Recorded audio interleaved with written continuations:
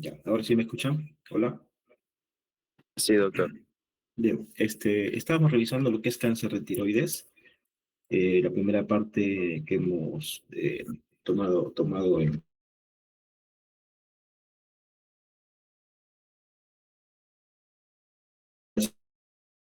de tiroides. Hemos hablado que existen cuatro tipos clásicos de cáncer de tiroides. El más frecuente, el cáncer papilar de tiroides. Más de un 80% de pacientes que tienen este problema lo padecen. El cáncer folicular de tiroides, entre un 15 al 20% de pacientes lo pueden padecer, y dos tipos de neoplasias mucho más agresivas de tiroides, que son el cáncer anaplásico y el cáncer medular de tiroides.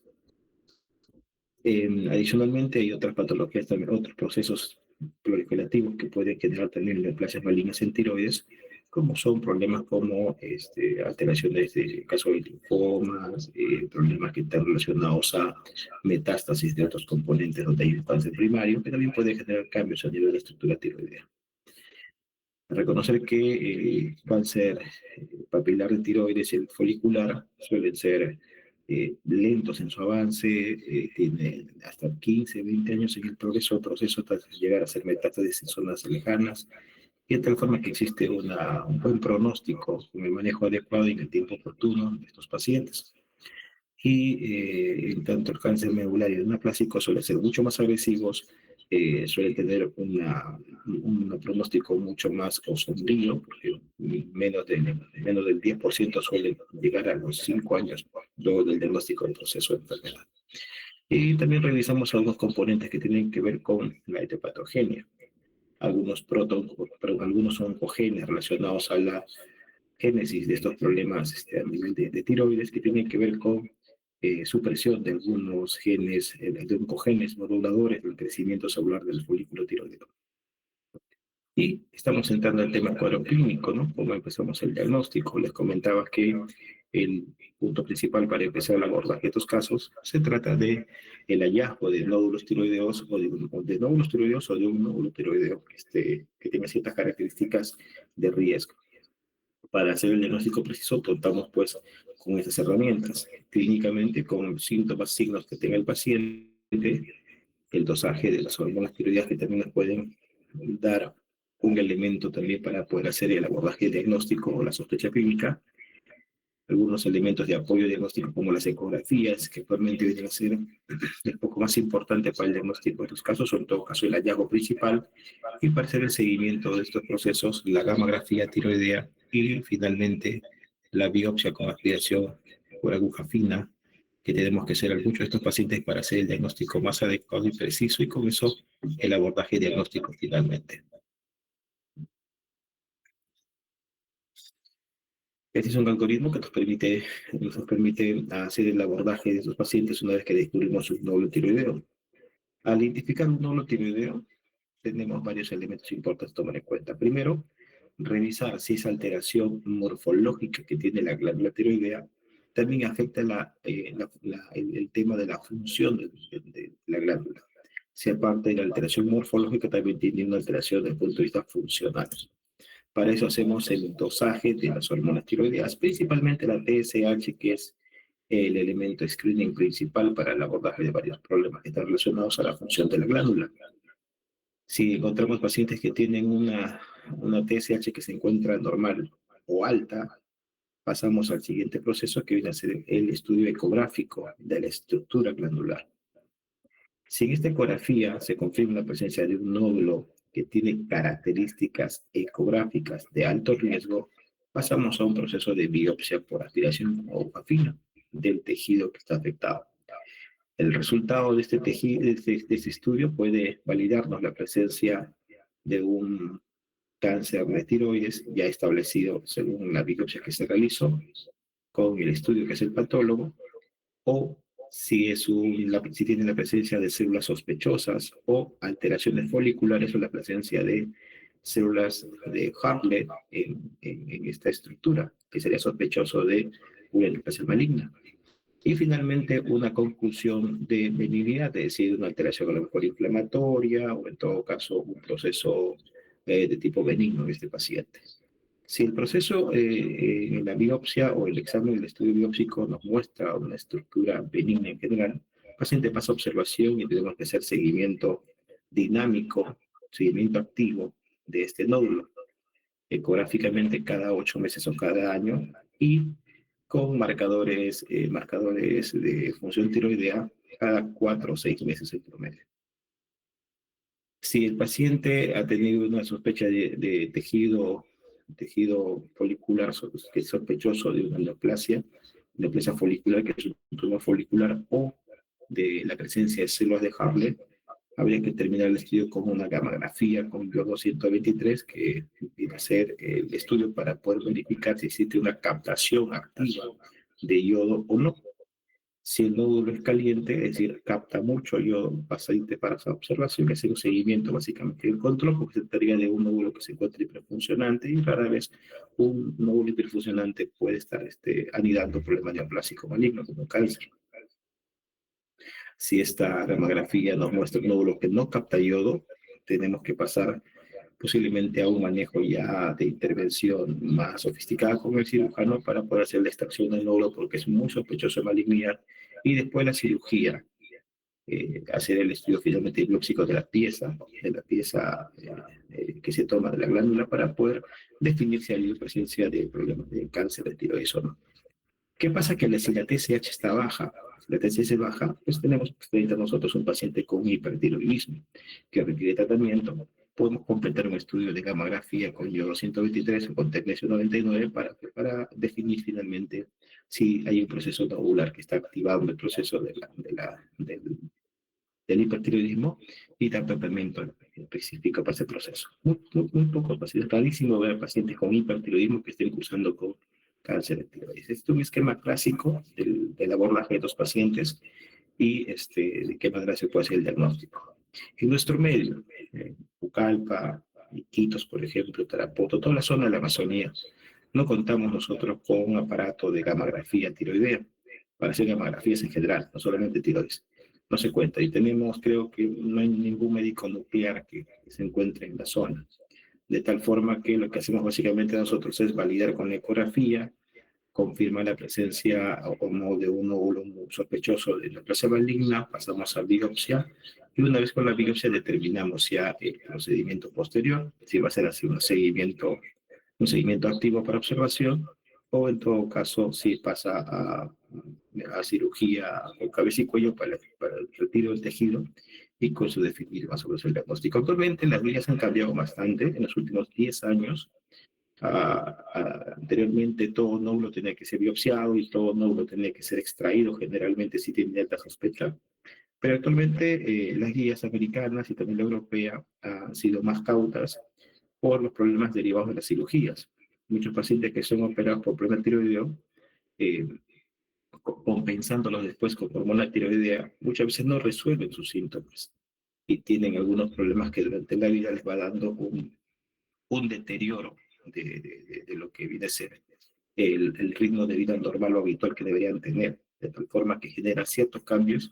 Por esa razón ha sido reevaluado el componente quirúrgico de estos casos, y actualmente se menciona que aquellos pacientes que tienen una neoplasia maligna de bajo riesgo, también se puede hacer lo que es la observación activa, y seguimiento en estos casos hasta verificar que existe un cambio, básicamente por dos criterios. El primero, porque la evolución de una neoplasia papilar o folicular suele ser muy lenta, y la segunda, los riesgos derivados de la cirugía en estos pacientes.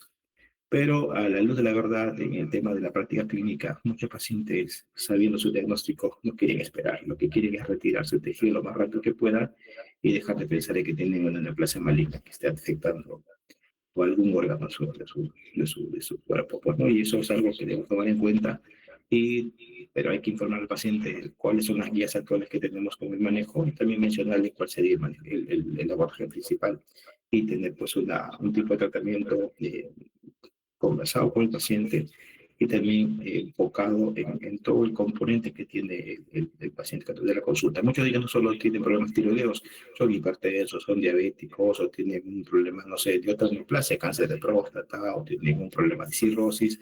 Todo ese contexto hay que valorar antes de definir un seguimiento. Pero este algoritmo nos ayuda bastante, sobre todo para abordaje, es la precisión diagnóstica en el proceso. Y en ciertos lugares como el nuestro, donde no tenemos equipo de gamografía, pues hacemos el uso muy adecuadamente de lo que es la ecografía de tiroides y también la biopsia con aspiración de aguja fina. ¿Qué pasa si conocemos el aspirado de aguja fina? El dato nos da positivo para un cáncer y nos menciona que tenemos un cáncer papilar folicular o un anaplásico, ¿no? O de estos que son mucho más agresivos. Si tenemos un cáncer papilar folicular en el estudio que nos han mencionado, valoramos unos componentes, como por ejemplo si el paciente tiene menos de 45 años o más de 45 años y el tamaño del nódulo. Si el tamaño del nódulo está entre 1 y 1.5, podemos sugerir al cirujano una lobectomía de uno lados de la tiroides o una tiroidectomía completa, ¿no? Y luego de eso dar tratamiento de levotiroxina de por vida al paciente.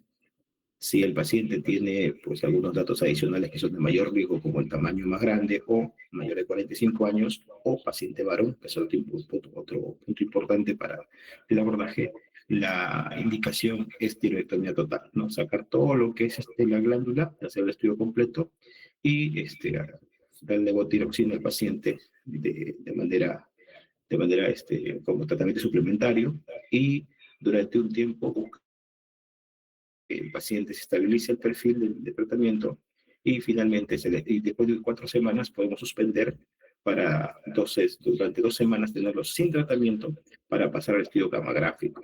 ¿Para qué nos sirve ese estudio gamagráfico? Nos sirve para poder determinar si tenemos tejido aún activo en el lecho tiroideo que ha sido reseccionado.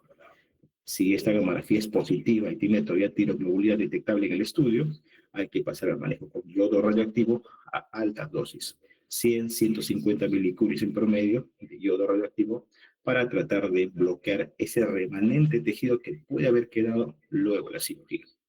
Y otra vez comenzamos a hacer un estudio de gamografía para valorar si tenemos la presencia o no todavía en un segundo rastreo que hacemos de la presencia de estos elementos que son los marcadores importantes de recurrencia o de metástasis, ¿no?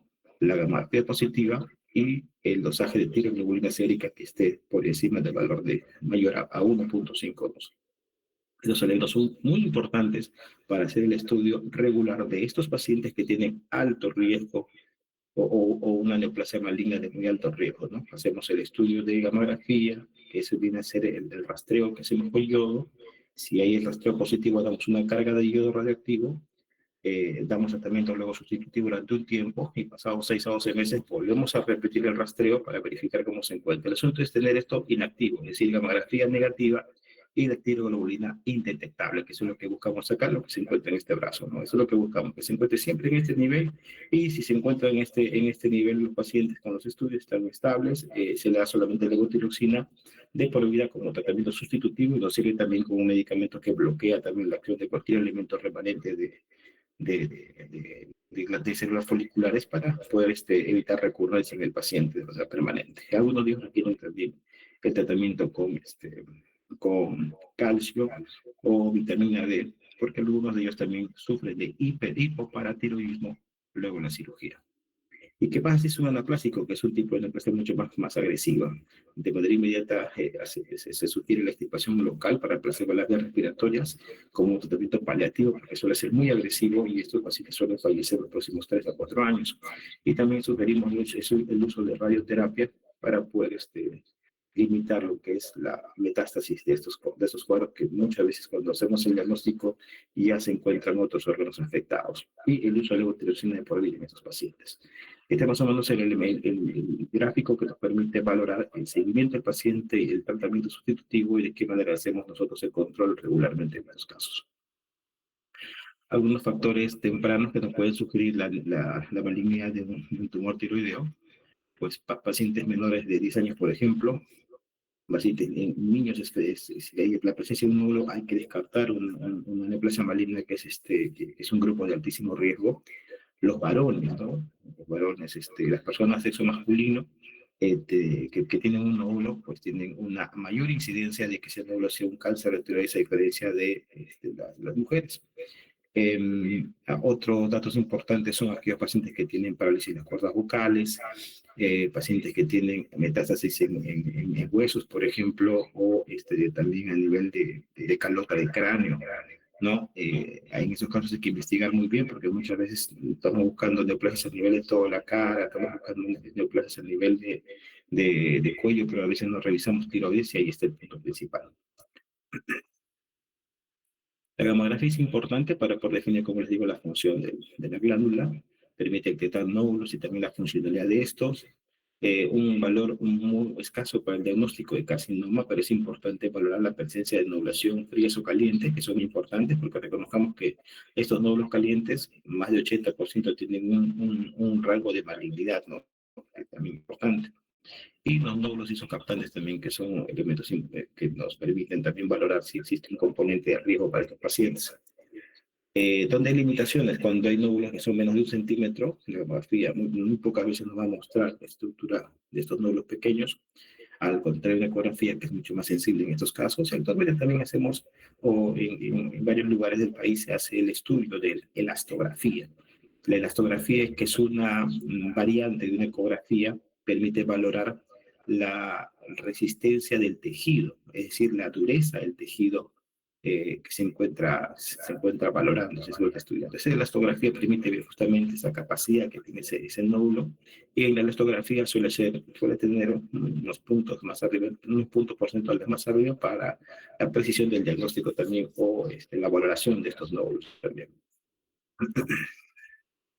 Como les comentaba, la ecografía, por ejemplo, por el caso de especificidad y sensibilidad en relación a las tumoraciones, sobre todo las sólidas, tiene una sensibilidad del 70% para poder hacer diagnósticos o sospechas clínicas de necrosis maligna, ¿no? Una ecogenicidad baja, por ejemplo, ¿no? Esto es sensible también cerca de un 83%, que son los elementos tal vez más importantes para valorar el componente de sospecha clínica. Para eso el radiólogo utiliza pues la escala del T-RADS, ¿no? Que permite definir en 5 niveles el grado de riesgo de malignidad de un nódulo, ¿no? Para eso tienen algunos datos como la microcalcificaciones, la ecogenicidad, la irregularidad del borde, si son tumores sólidos o no, y si existe una estructura que no es una circunferencia específica, sino es algo así ovalado, como si fuera una elipse, ¿no? En el cual tiene uno de los diámetros que está mucho más grande que el otro. En estos casos también hay sospecha marcada para poder definir estos procesos.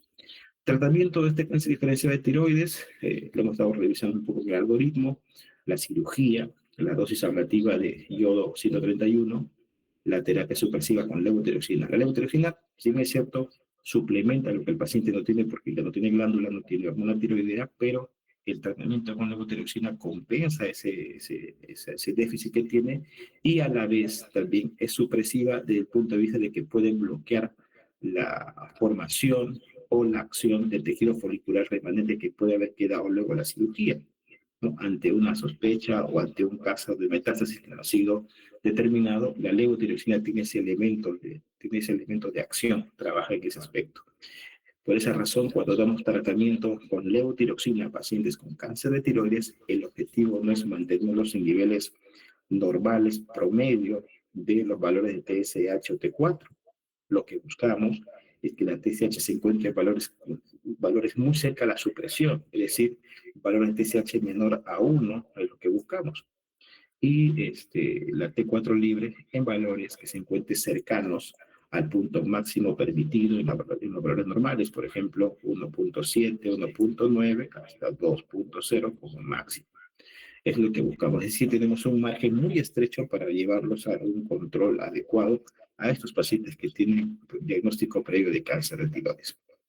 Y el monitoreo, que es muy importante para ver recurrencia, para ver acción del tejido nuevo en el remanente, en el eje tiroideo, perdón, que tiene el paciente, y para revisar algún signo de metástasis que puede haber provocado una cirugía que, si bien es cierto, fue completa por el tema de la glándula, pero es posible que hayan hecho disparos metastásicos a algún elemento, sea a través de la sangre, a través de la vía circulatoria, o a través de los ganglios linfáticos que están. Tiroidectomía total cuando tenemos una biopsia con aspiración a aguja final positiva, un tumor mayor de 1 o de 1,5 centímetros, si encontramos infiltración de nódulos contralaterales, si hay metástasis o antecedentes de radiación o historia familiar de cáncer también. En estos casos es importante de manera inmediata indicar lo que es la tiroidectomía. Fundamentos: en el 680% de los casos se encuentra tejido tumoral contralateral, de bajo pronóstico, y se recomienda identificación y reacción de ganglios en las venas cervicales anteriores y posteriores. Es decir, cuando tienes un nódulo tiroideo, del tamaño que sea. Por ejemplo, tenemos un nódulo de 2 centímetros, ¿no? Evaluamos ecográficamente no hay un signo marcado de malignidad, no tiene un T-RAS bajo, pero el nódulo se evidencia, el paciente se siente inconforme porque lo palpa, lo siente, está por momentos. Entonces el paciente mismo sugiere el retiro del nódulo. Si es así, lo que hacemos es trabajar con el cirujano de cabeza y cuello para que retire la estructura o hacer una hemitiroidectomía y dejar el lóbulo que se encuentra sano para que se compense la necesidad de tiroxina. Y es lo que se realiza en esos casos. Pero ¿qué sucede cuando retiramos el tejido que mide 2 centímetros y resulta que no era benigno, sino es un cáncer papilar, un cáncer folicular? En ese caso entramos a lo que es vigilancia activa y vamos dando también la dosis de levotiroxina a dosis supresiva, considerando que el otro elemento tiene mayor riesgo y valorando pues que no haya sido de metástasis en la zona que se realizó. Por esos pacientes, cuando son identificados con nódulos antes de pasado a cirugía, siempre es importante hacer una biopsia del nódulo si el paciente quiere retirarlo. ¿Por qué razón? Porque muchas veces nos enfrentamos a un cáncer y finalmente que ha hecho metástasis tal vez, y cuando retires el tejido, el cirujano no tenía el dato que se trataba de un cáncer previamente, tiene que volver a reintervenir después cuando hay la recurrencia en el lado lateral. El tratamiento quirúrgico, estudios, como lo comentaba, estudios retrospectivos no han mostrado nuevamente ventajas en relación a la supervivencia del tema de neoplasia maligna. Sí documentan bastante un menor riesgo de recurrencia luego de la tiroidectomía total. Y el riesgo de recurrencia fue significativo mayormente, sobre todo para niños no tratados con una lobectomía en relación a sometidos a tiroidectomía total. Estos casos son importantes tomar en cuenta porque en niños hay que tratar de preservar el lóbulo que se encuentra pues, en una condición. El tratamiento quirúrgico permite pues, lo que es la sobrevivencia de pacientes, tienen una mejor respuesta al proceso de riesgo, pueden hacer metástasis, y reconocer, por ejemplo, de que el riesgo de reintervención en estos casos disminuye mucho si se hizo toda una recesión ganglionar de ambos lados de las cadenas ganglionares que permiten o evitan que exista un remanente de metástasis en estos casos. ¿No? Acá tenemos algunas fotos de algunas lesiones de tiroides, por ejemplo, un paciente que tenía un nódulo único y que fue diagnosticado de un proceso de cáncer de tiroides. Acá tenemos un paciente que tiene nódulos en ambos lóbulos y también haciendo tiroidectomía total en estos casos. ¿Qué pasa con aquellos pacientes que tienen un tumor folicular o un tumor de las células de Hartle? La célula de Hartle es una degeneración quística que tiene la célula folicular de la tiroides. Y esta degeneración quística actualmente ya se considera un paciente con altísimo riesgo de padecer cáncer y se da un manejo muy similar que un paciente que tiene también neoplasia maligna. En estos casos lo que se busca, lo que se sugiere es el retiro de ese nódulo, hacer un estudio posteriormente para saber si va a requerir radioterapia externa y si hubiera un tumor residual que no pueda acercarse, también puede pasar a manejo con yodo radioactivo. El uso de quimioterapia de otro tipo o otra forma de tratamiento sistémico no son terapias estándar en el manejo de cáncer de el uso de los antineoplásicos clásicos que se usan pues, en los otros neoplasias, ¿no? De terapia con yodo radioactivo habitualmente se hace entre la sexta o octava semana luego de la cirugía y siempre con TSH que se encuentren por encima de 35 y usamos más o menos una dosis de 1 a 1,5 milicuries por kilo de peso de yodo radioactivo.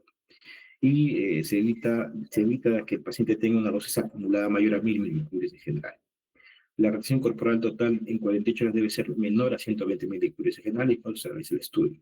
Y se recomienda realizar una evaluación con mamografía en pacientes con alta sospecha de recurrencia o un intervalo más o menos de cada año, cada 2 meses en promedio. La terapia supresiva, como les comentaba, usamos levotiroxina, 2,5 microgramos por kilo por día, que equivale cerca a 100 microgramos diarios, y se hace una medición pues, de TSH cada 3 a 6 meses. Y el objetivo es siempre mantener la TSH por debajo de este valor que les comentaba, por debajo de 0.1. El pronóstico del carcinoma papilar y folicular tiroides es mejor que en los adultos a pesar de tener mayor extensión. La supervivencia a los 15 a 20 años es de más del 90%. El anaplásico, uno de los más agresivos que tenemos, afecta entre un 5% a 10% de todas las malignidades tiroideas, es el más agresivo y el peor pronóstico en la mayoría de los casos por una mutación del gen P53. Es un tumor indiferenciado del epitelio folicular extremadamente agresivo. La mortalidad específica enfermedad es casi el 100%, tiene un curso rápido de progresión, pobre respuesta al tratamiento, no responden bien a la ayudoterapia, al tratamiento con yodo radioactivo, y cuidados de enfermos terminales son los que tenemos que tomar en cuenta para darle un poco de sostenibilidad en el tiempo al paciente. No olvidar calidad de vida. El conocimiento temprano de enfermedades es esencial para el diagnóstico, para el inicio inmediato de terapia y siempre el antecedente genético, muchas veces. Otro tipo de neoplasia maligna muy agresiva es el carcinoma medular de tiroides, que se involucra dentro de lo que son las neoplasias indócrinas múltiples, ¿no? 5 a 10% de todos los carcinomas de tiroides equivalen a este proceso y está relacionado un 25% a neoplasia endocrina múltiple tipo 2. Es de origen esporádico, un 75% cuando no encontramos causa ni familiar ni relacionada pues, a otro proceso. El carcinoma medular de tiroides familiar, en el cual existe una mutación de la línea germinal del componente genético, por una alteración de HER3 en el P53 que les comentaba, y es más frecuente en la neoplasia endocrina múltiple tipo 2A, ¿no?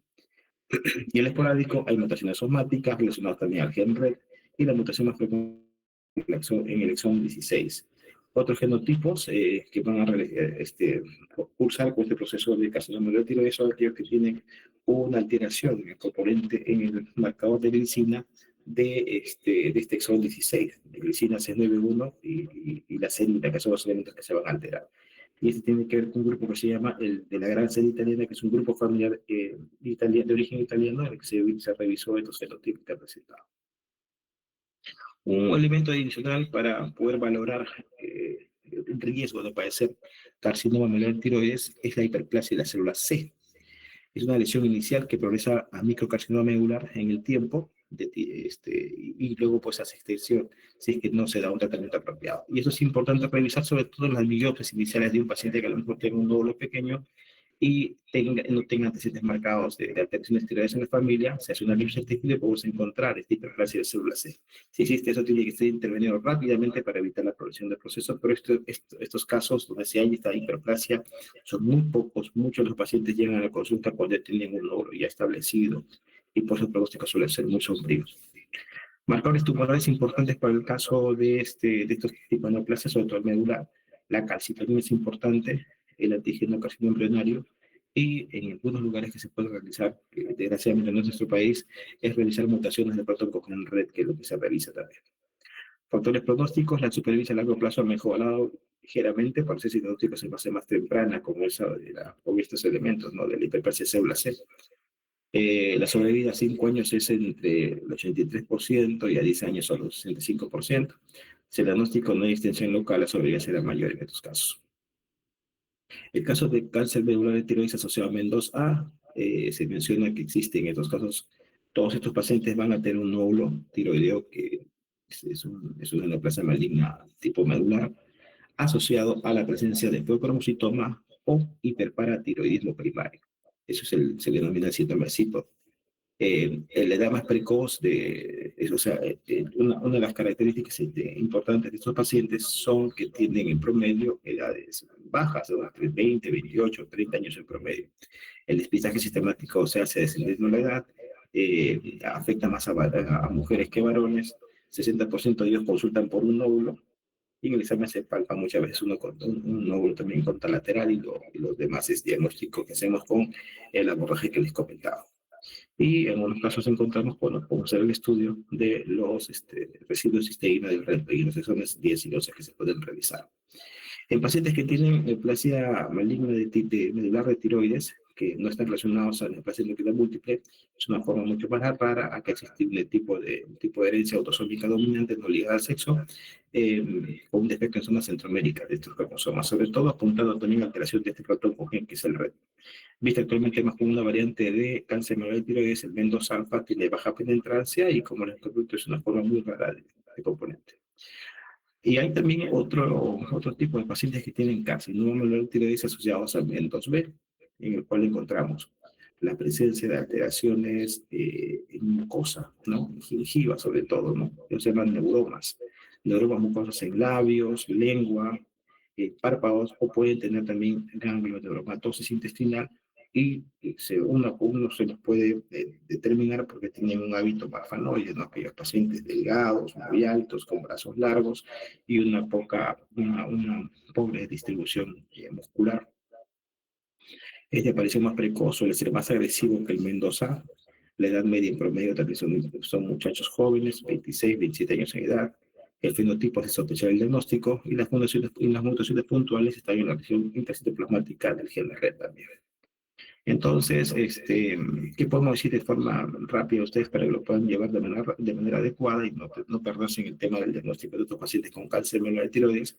Generalmente, al momento del diagnóstico del nódulo tiroideo, son nódulos firmes, no dolorosos, de muy lento crecimiento, y algunos pacientes pueden tener alteraciones sistémicas como diarreas o adenopatías y síntomas de alteración pulmonar, ¿no? Tos persistente o lesiones en hueso y lesiones a nivel del hígado también pueden tener. Y las formas asintomáticas son diagnosticadas básicamente por antecedentes familiares o por un aumento de calcitonina en la prueba que estamos haciendo para un despistaje a lo mejor de cáncer no tiroides familiar o asociado con patologías extratiroideas, como por ejemplo la mitad de ellos tienen un tumor tiroideo o cerca de un 20% de ellos pueden tener adenopatías cervicales y sin presentar metástasis también. Son elementos o variantes para poder hacer difícil el diagnóstico. El tratamiento de cáncer medular, cirugía y también tiroidectomía total y también hacemos un drenaje de todas las cadenas ganglionares. La radioterapia muchas veces no tiene respuesta en estos casos. La cirugía también se menciona que no mejora mucho la sobrevida y muchas veces se tiene que valorar bien la intervención o la reintervención de estos pacientes porque su descrito se hace todo el área que se encuentra previamente, así que ha sido sometido a cirugía. El uso de bifosfonatos básicamente para dar tratamiento a las metástasis óseas y la quimioterapia sistémica, que es lo que se usa en estos casos, es para evitar una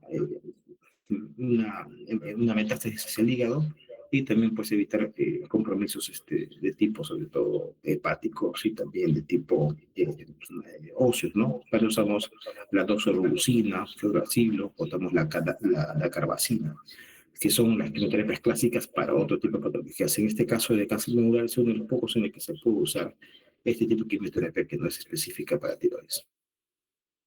Otros tratamientos, loperamida en caso de pacientes que tienen diarreas, codeína en caso de pacientes que tienen tos persistente, análogo a somatostatina, interferón alfa para el tratamiento de flushing, ¿no? En caso de la sensación de calor que tiene el paciente en todo el cuerpo, que es muy parecida también, muy parecida también al síntoma que genera pues, los tumores productores de metanefrinas.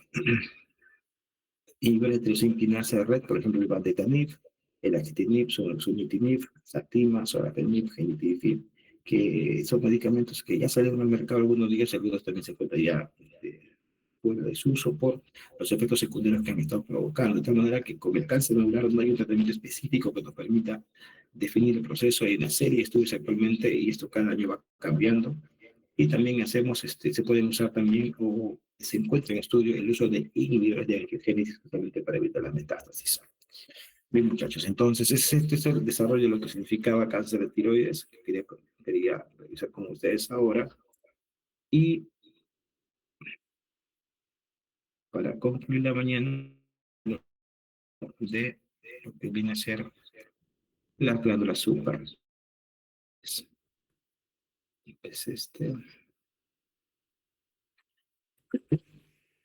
Si tuviera preguntas, aprovechen ahorita, me voy haciendo las placas. Si están despiertos todos, ¿no? Supongo.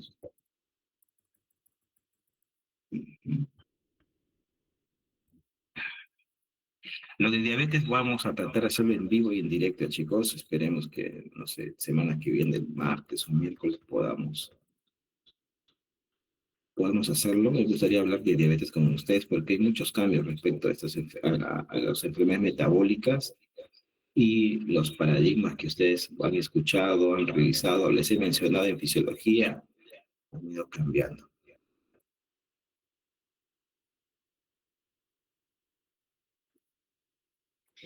Enfermedad de la glándula suprarrenal. Es una revisión rápida, tenemos algunos datos para recordar. Pues tenemos dos glándulas suprarrenales en el cuerpo, se encuentran ubicadas en el polo superior de los riñones, no guardan relación directa con el parénquima tiroideo, pero son muy importantes para, sobre todo, el proceso de estrés que tenemos y cómo responde el organismo para poder enfrentar ese proceso. La glándula suprarrenal tiene pues dos estructuras principales, la parte externa que viene a ser la corteza suprarrenal, la parte interna que viene a ser la médula suprarrenal, y una cápsula que rodea todo el componente en la parte externa.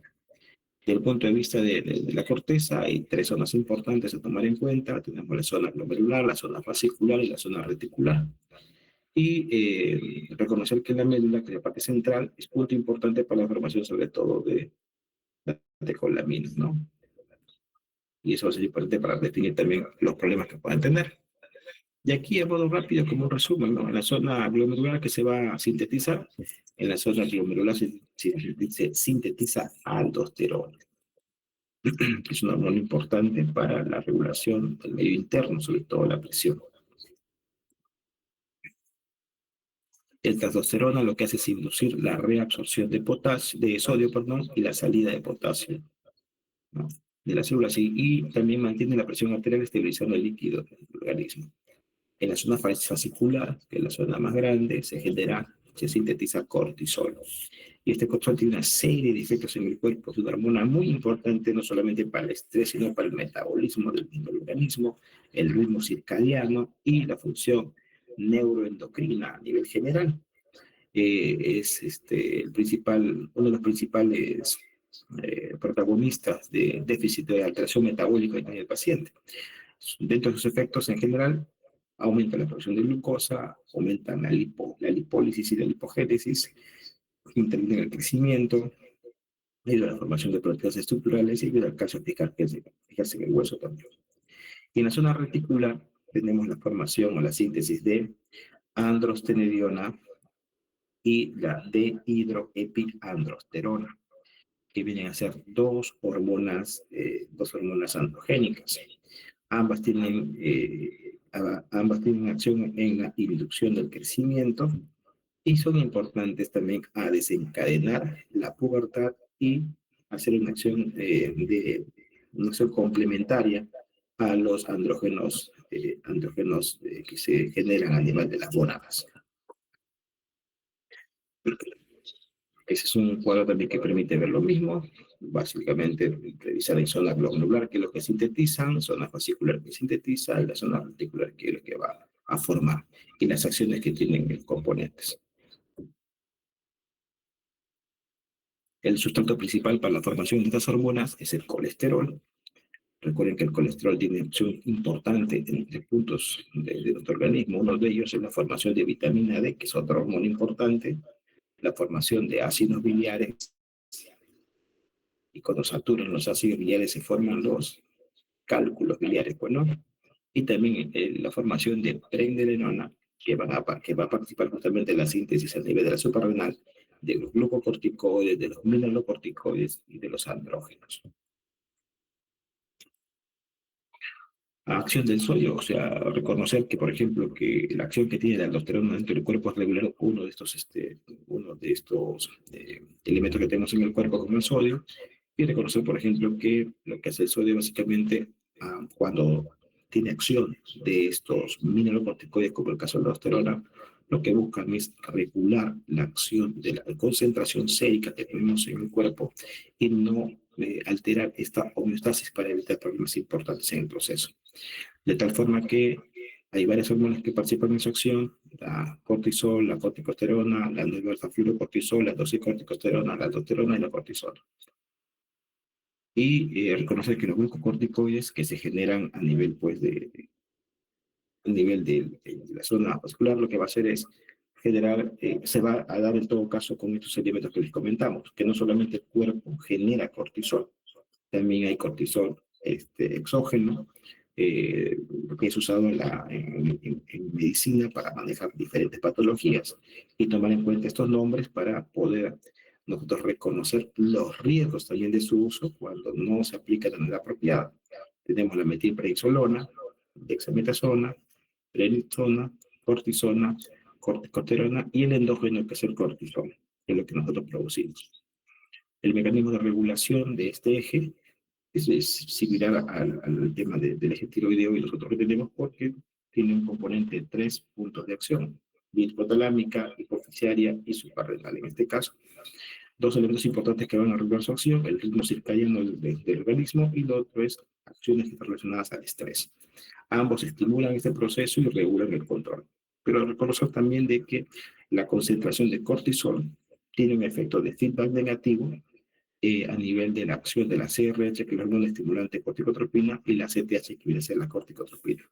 Acciones que tienen este elemento, pues una acción del sistema inmune a nivel del tejido hepático, el tejido muscular y el tejido adiposo. En el sistema inmune lo que tiene acción básica de estos elementos que tienen que ver con el cortisol, va a haber una función de supresión de su acción. A nivel del hígado, un estímulo en la gluconeogénesis, forma mayor cantidad de glucosa. A nivel muscular, pues un catabolismo de la proteína. Por esa razón, pues se comienza a reducir la masa muscular de estos pacientes que tienen alteraciones derivadas del uso de cortisol.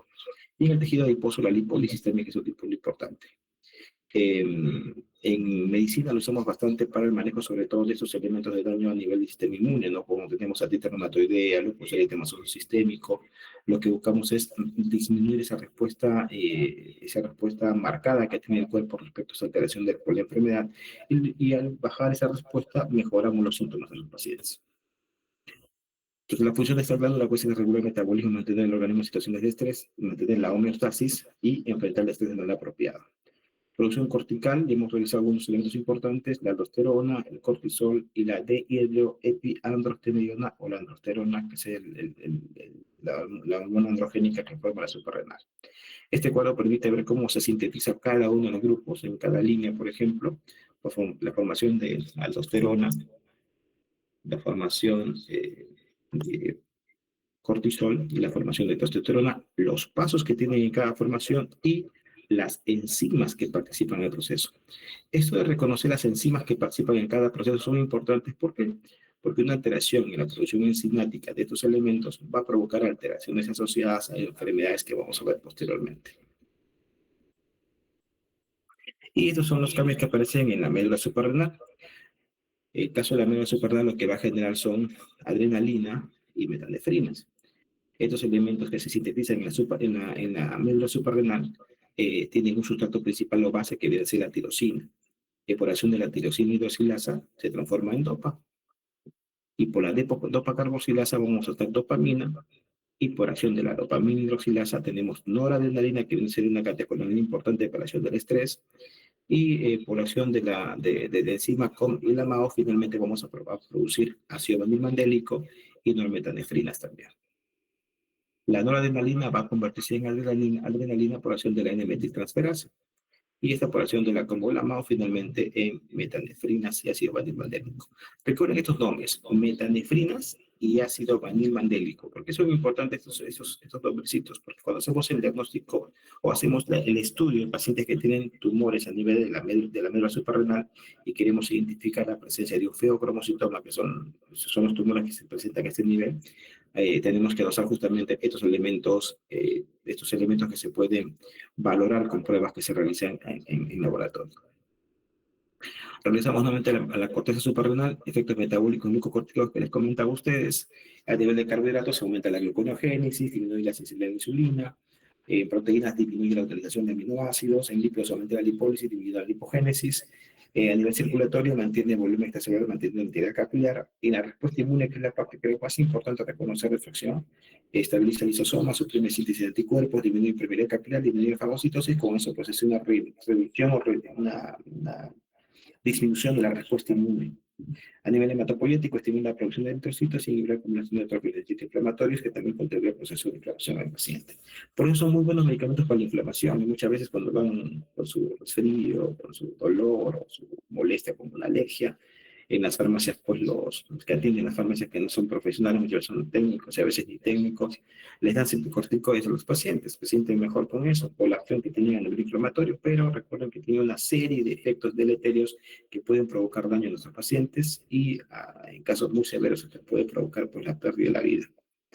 Efectos metabólicos glucocorticoides, desgaste muscular es un punto importante como traducción clínica, como les comentaba, pues va a disminuir la acción del componente de formación de aminoácidos, la hiperglicemia, la hiperinsulinemia, la hiperlipidemia, que son elementos importantes desde el punto de vista metabólico que pueden condicionar una obesidad central, que puede condicionar presencia de glucosas muy altas o diabetes y signos de resistencia a la insulina en los pacientes. Hay una redistribución de la grasa y en muchos casos de ellos también un incremento de peso. El doctor Javier Cushing fue quien determinó o pudo definir los signos clásicos de pacientes que tienen alteraciones a nivel de eje suprarrenal, ¿no? Cushing estudió bastante el hipercortisolismo. Y aquí tenemos un gráfico que nos define justamente la fisiopatología del hipercortisolismo. Tenemos dos puntos importantes a sospechar en hipercortisolismo. Si existe un hipercortisolismo endógeno, es decir, el paciente no está consumiendo ningún tipo de corticoides externamente y que su organismo, por una alteración a nivel hipofisiario, a nivel de la glándula suprarrenal o en un órgano externo como pulmones, ovarios, otras zonas, está produciendo cortisol o está produciendo ACTH. Y este elemento lo que va a hacer es un incremento de corticoides en general y la hipófisis resiste la frenación del proceso y esto condiciona el incremento o la falta de respuesta apropiada de la suprarrenal en formación de cortisol muchas veces. Y eso es el síndrome de Cushing. Entonces, el síndrome de Cushing se caracteriza por un incremento de cortisol sérico, si es endógeno, por producción excesiva de cortisol en algunos de los puntos que les comentaba, y si es exógeno es porque el paciente viene consumiendo algún tipo de corticoide, en este caso hay que incidir bastante en la anamnesis, en la entrevista, y en base a eso definir pues existe un problema de tipo exógeno o endógeno de estos pacientes. En nuestro medio, en nuestra zona, toda la Amazonía, todo el Perú, creo en realidad, hay muchos pacientes que cursan con Cushing exógeno, ¿no? Por medicación que han estado administrándose por su cuenta o en todo caso indicado también por médicos por alguna patología que tiene y que puede condicionar la presencia de este proceso. En el caso del síndrome de Cushing endógeno, viene a ser el cuadro clínico y endocrino más difícil en la que hay que precisar el diagnóstico. Es decir, es sencillo tomar en cuenta el problema que tiene. Definimos que existe un hipercortisolismo. ¿Dónde viene lo difícil? En determinar si es endógeno, en determinar cuál es el área afectada. Muchas veces no es sencillo hacer el abordaje desde el punto de vista de precisión diagnóstica porque no tenemos elementos a la mano que nos permiten hacer un diagnóstico preciso o también porque el sistema de formación de cortisol no solo depende pues de la hipófisis, del hipotálamo y la suprarrenal, sino también puede haber lesiones en otras partes del cuerpo o síndromes paraneoplásicos que generen el proceso. En este caso, lo que hacemos es definir si el paciente tiene, hay que definir si el paciente tiene un síndrome de Cushing dependiente de ACTH o independiente de ACTH. Si es dependiente de ACTH, entonces hablamos de que tiene un problema a nivel hipofisiario. O en caso, por ejemplo, de la enfermedad de Cushing, en que existe un tumor a nivel de hipófisis que genera ACTH.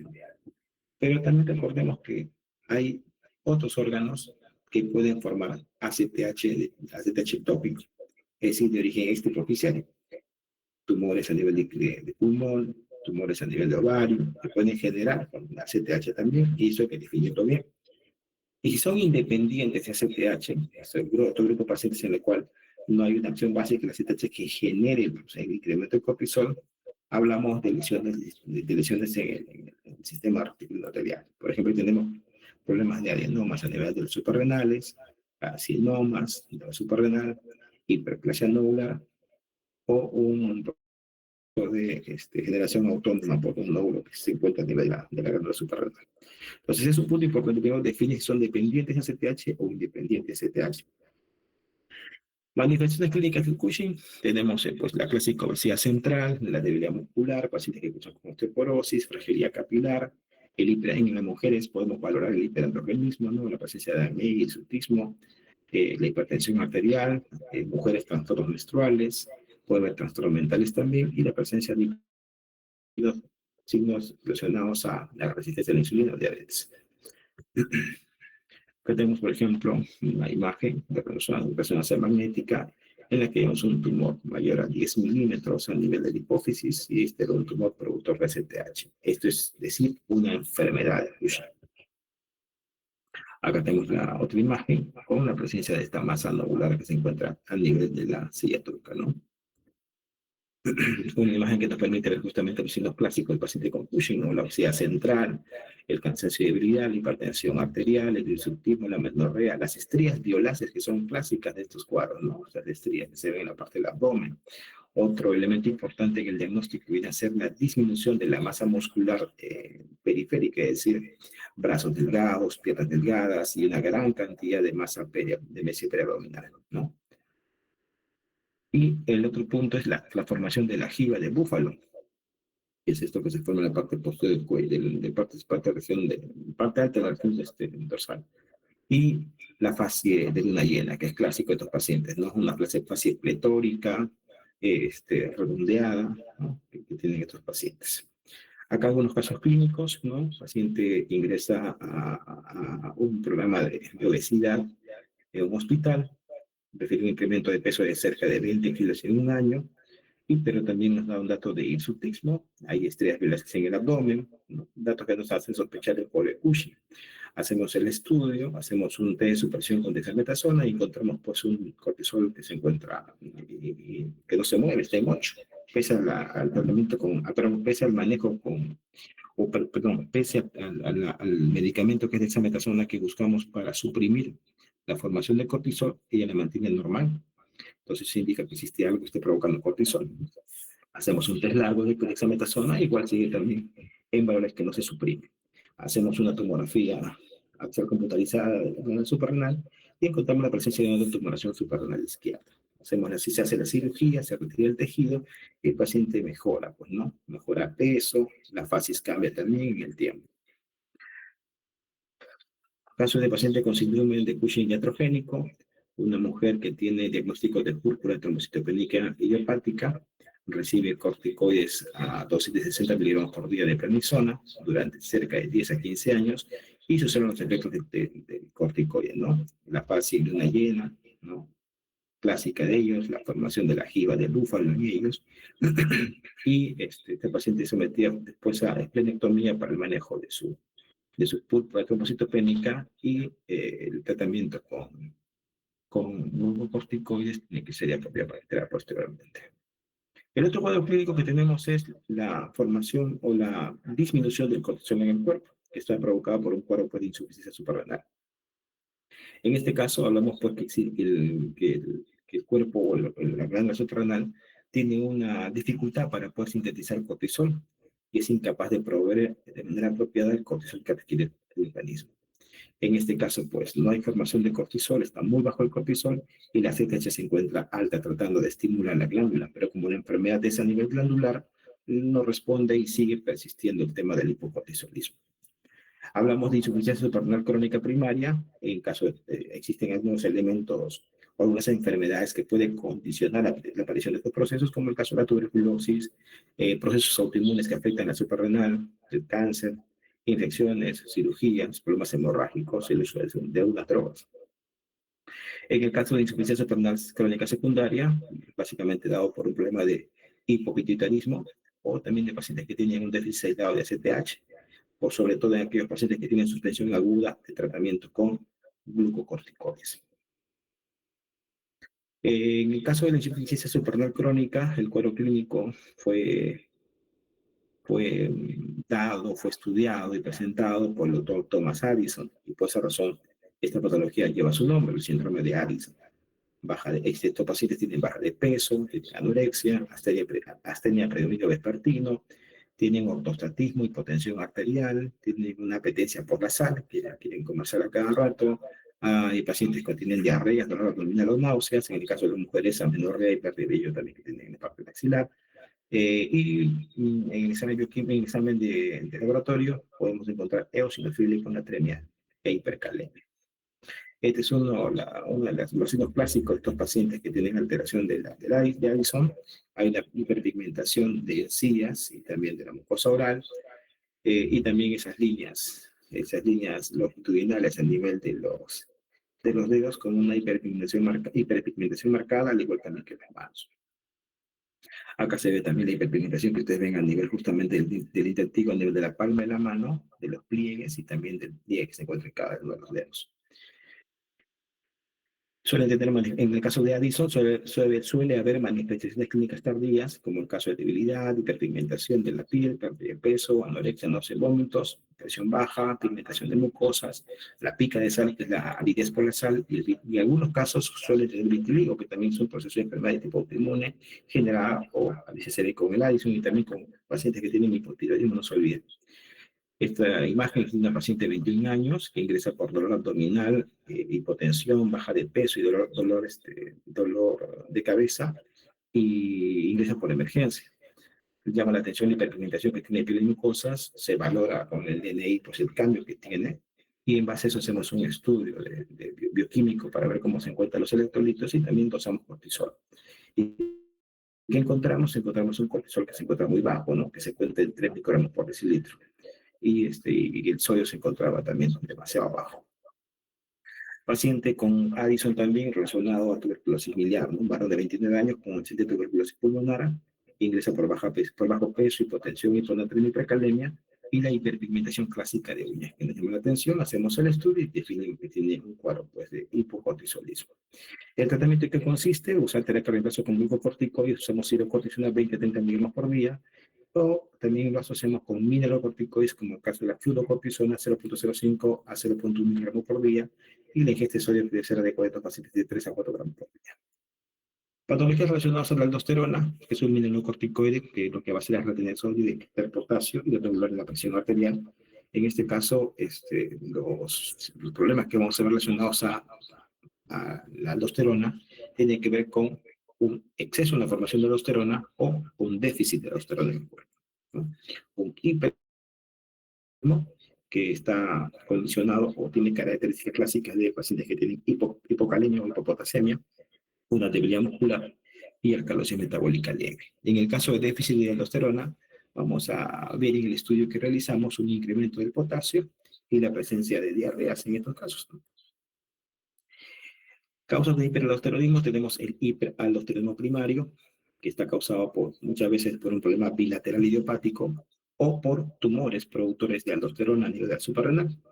Y el secundario, que está relacionado a un proceso de base previamente, una perfusión renal disminuida, una hipovolemia, el embarazo o el síndrome de Lilly, en el cual pues, existen canales de sodio que se encuentran activados. Eso va a provocar una reabsorción excesiva de sodio en el túbulo renal y provocar hiperaldosteronismo. El síndrome de Cohn, que es un tumor unilateral productor de aldosterona, que es un tipo de hiperaldosteronismo primario. En este caso, el tratamiento es extirpación quirúrgica del tumor. Si es una hiperplasia, hacemos antagonismo farmacológico del receptor mineralocorticoide con el uso de eplerenona, por ejemplo. Manifestaciones clínicas, la hipertensión es un punto importante a tomar en cuenta. El tratamiento con las repetidas, si es un tumor que tiene un tumor producto de aldosterona, hay que hacer el retiro del tumor, y si es hiperplasia podemos usar espironolactona.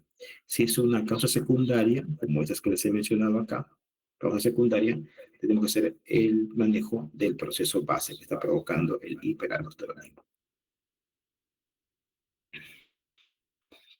En el caso de los andrógenos suprarrenales, ¿no? Reconocer pues cuando hay alteraciones a este nivel. En el caso de las mujeres, que es más fácil hacer el componente diagnóstico, pues hay un incremento o desarrollo de caracteres sexuales secundarios que no son habituales. Por ejemplo, en niños puede haber un desarrollo biopúbico y axilar único, se llama pubarquia, en estos pacientes, que no se condiciona con una alteración del resto del desarrollo puberal, es decir, no hay crecimiento mamario, no hay desarrollo de genitales externos, ¿no? La vulva, solamente la aparición de vello, ¿no? Axilar o púbico. En este caso hay que investigar algún tipo de proceso que esté determinando la presencia de un tumor o un proceso que esté provocando la formación de andrógenos suprarrenales. Esto es un componente, un gráfico que permite ver anomalías en la secreción subcórtico suprarrenal. Hablamos algo del Addison ya hace un rato, como les comentaba, que es un punto importante en la formación o una hipofunción de la función de la suprarrenal.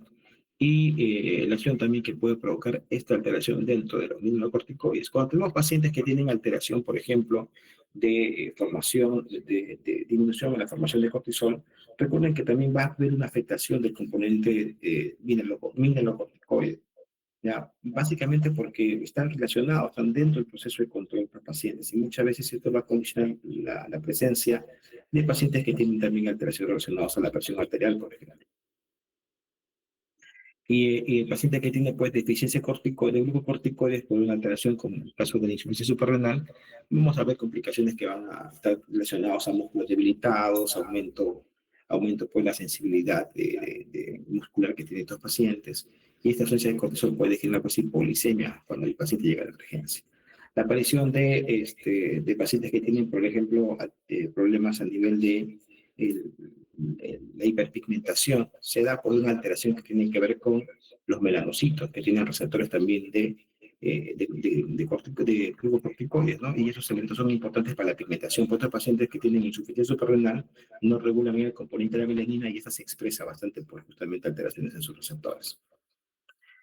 El tratamiento de la enfermedad de Addison, de la crisis adicionada, por ejemplo, es el manejo con reposición rápida de corticoterapia, de corticoides. Y lo que tenemos que hacer en estos casos es, en la emergencia, a los pacientes que llegan con una crisis, damos hidrocortisona, 100 miligramos endovenoso cada 12 o cada 8 horas. En el síndrome adrenogenital, que ese es otro elemento importante a tomar en cuenta cuando existe una alteración de la suprarrenal, es frecuente verlo, por ejemplo, en niños que nacen con procesos de este tipo cuando hay ambigüedad sexual. Son niños de sexo femenino, pero con una estructura genital externa que pareciera un varón, ¿no? Con formación de escroto, con una estructura muy similar a un pene. En realidad se trata de un clítoris más agrandado derivado de una alteración suprarrenal, está relacionado a una insuficiencia, a un síndrome adrenogenital muchas veces. Estos elementos de diagnóstico son importantes para poder definir el riesgo de que este paciente, aparte de la alteración de genitales ambiguos por una hiperplasia suprarrenal congénita, esté provocándose también una alteración del medio interno, provocando por lo que les mencioné anteriormente, cuando hay alteraciones a este nivel, que es la reducción del una hiponatremia, una hipercaliemia que puede condicionar un problema severo en el desarrollo del paciente, del desarrollo del niño, y también la regulación del medio interno que puede condicionar muchas veces la muerte de la criatura cuando no es bien manejada. En la médula suprarrenal, que es lo que vamos a encontrar, básicamente la presencia de un tumor productor de catecolaminas que se denomina feopromocitoma. Son tumores productores de estos elementos que le mencionaba, suelen ser esporádicos o familiares, algunos de ellos relacionados a la neoplasia endocrinal tipo 2, o también relacionados al síndrome de von Hippel-Lindau o a la neurofibromatosis, que es la enfermedad de von Recklinghausen. Estos pacientes suelen tener pues, hipertensión arterial sistólica y suele afectar a pacientes entre 20 a 40 años. Las manifestaciones clínicas básicamente tienen que ver con la acción de estos elementos de catecolaminas, ¿no? Palpitaciones, dolor de cabeza, diaforesis, profusia, hipertensión, el flushing clásico que les comentaba, la pérdida de peso que tienen los pacientes, el temblor distal que tienen, la hipertensión arterial sostenida y elementos como la diaforesis. Diagnóstico, hacemos el estudio de catecolaminas séricas urinarias, podemos pedir metanefrinas séricas urinarias, y en algunos casos nos apoyamos con estudios de apoyo diagnóstico como la gamografía con metayodobensilguanidina, que nos permite dar el diagnóstico. Y finalmente podemos realizar también tomografía computarizada, resonancia magnética o una tomografía por emisión de positrones, que es el PET-CT también, que nos permite derivar este proceso. El tratamiento consiste en retirar el tumor, reseccionar el tumor, dar bloqueadores adrenérgicos como la fenoximenzamina o la parafosina, y en pacientes prequirúrgicos llevarlos siempre a usar tratamientos de estos elementos entre 5 y 10 miligramos 3 veces por día durante 10 a 14 días antes de la cirugía. La ingesta libre de sodio y una adecuada hidratación son parte importante del proceso de manejo de estos pacientes. Bien, muchachos, hemos terminado la parte de suprarrenales. nos queda la parte metabólica en la que vamos a ver obesidad, diabetes y polisemia, si me equivoco, lo que nos queda. Con eso estamos llegando casi a la parte final del curso. Ahora te alcanzo el delegado, las diapositivas que hemos estado revisando y ustedes lo pueden revisar también. Bien, chicos, vamos a ver si trabajamos el día mañana podría ser, chicos, creo. Mañana estoy recién a Pucallpa y podría ser en la tarde, creo yo. Para mí nos empezar lo que es obesidad o síndrome metabólico. Y ir dando un poco las pautas para entrar ya a lo que es diabetes. ¿Me confirmaría la hora exacta, doctor, para separar el ¿Qué ambiente? días tienen, qué horarios tienen mañana ustedes disponibles? A ver si nosotros, si coincidimos, bueno, para no cruzarnos. Eso por el interno conversamos con el delegado, a ver qué horario podemos tener para mañana, ¿ya? Definitivamente tendría que ser por la tarde, ¿ya? Tarde o noche, vamos a ver cómo está el tema del horario. Me comentas qué horario tienen disponible ahí, ¿ya? Ya, doctor. Ya, chicos, gracias por su